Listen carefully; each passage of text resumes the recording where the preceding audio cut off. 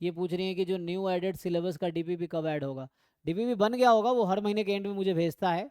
तो अभी महीना ख़त्म होने वाला, अब मुझे भेजेगा, क्योंकि हर महीने के एंड में है ना, हर साल हर महीने लगभग 100 के आसपास डीपीपी, नहीं तो कम से कम 50 से 100 के बीच में डीपीपीज बनते हैं। तो न्यू सिलेबस का भी डीपीपी बन रहा है, जब सिलेबस ऐड हुआ तब से ही, तो इस महीने के एंड में ऐड हो जाएगा, ठीक है ना। वो आपको ड्राइव में ही ऐड हो जाएगा। ड्राइव में एक फोल्डर है, डीपीपी नॉन पीवाईक्यू 2026 बैच, उसमें सारे डीपीपी मिलेंगे, ठीक है, तो उसमें ऐड हो जाएगा इस महीने सर के वो एंड तक। जो आपने आज ड्राइव लिंक भेजा है उसमें? हाँ हाँ हाँ, वो ऑलरेडी डिस्क्रिप्शन में है। व्हाट्सएप ग्रुप का डिस्क्रिप्शन में पहले से भी है, आज मैंने ग्रुप में भेजा है। आप डिस्क्रिप्शन चेक कीजिए व्हाट्सएप का, वहाँ लिखा होगा प्रॉब्लम सीट, तो ऑलरेडी उसमें है, सर एडेड है। सॉल्यूशन लेकिन सारे क्वेश्चंस का नहीं है। तो सॉल्यूशन क्यों देंगे? सॉल्यूशन आपको ही निकालना है ना, क्योंकि आपको एग्जाम निकालने हैं, तो you have to solve. Solution क्यों देंगे? इतना वेला थोड़ी, इतना टाइम थोड़ी हमारे पास है कि सॉल्यूशन कैसे, कौन बनाएगा सॉल्यूशन? और इतने कॉस्ट थोड़ी, आप लोग इतना फीस थोड़ी दिए हो कि मैं किसी को हायर करके अगर मैं जेब से लगाऊंगा तब भी नहीं कर पाएंगे, सारा सॉल्यूशन हम कर पाएंगे? तो इतना पैसा थोड़ी इतना है कि हम इतना लगा के सॉल्यूशन बनवा दें।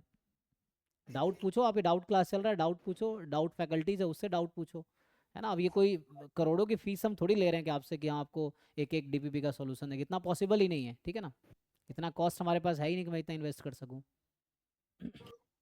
सर इससे पहले वाले में डाउट था, हम्म। जो 181 का, एक बार आप वो स्लाइड खोलोगे?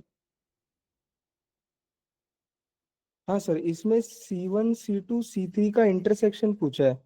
अगर हाँ, C1 और C2 में ही कोई इंटरसेक्शन नहीं है तो तीनों में भी नहीं होगा ना शायद। अच्छा वैसे तो जीरो ही हो जाएगा नहीं, हाँ। बिकॉज C1 C2 का, हाँ तो वैसे ही जीरो हो जाना चाहिए, लेकिन आंसर यहाँ तो ऐसे ही जीरो आ जाएगा, इतना कुछ करने की जरूरत ही नहीं पड़ेगी, राइट।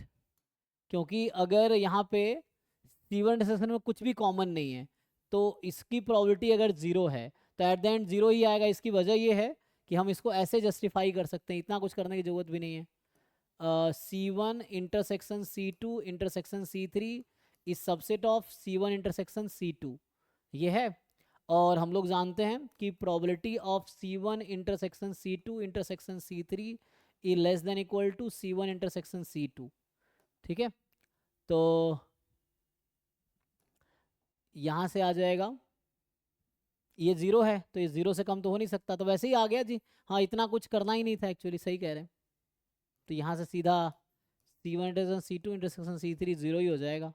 तो बाकी कुछ ज़्यादा करने की ज़रूरत ही नहीं है, इतना कुछ करने की ज़रूरत ही नहीं है, क्योंकि इसकी प्रोबेबिलिटी जब जीरो है और ये सबसेट है इसका, तो प्रोबेबिलिटी कम ही होगा। आई थिंक ये ईजी है, हाँ, दिस इज ईजियर वे।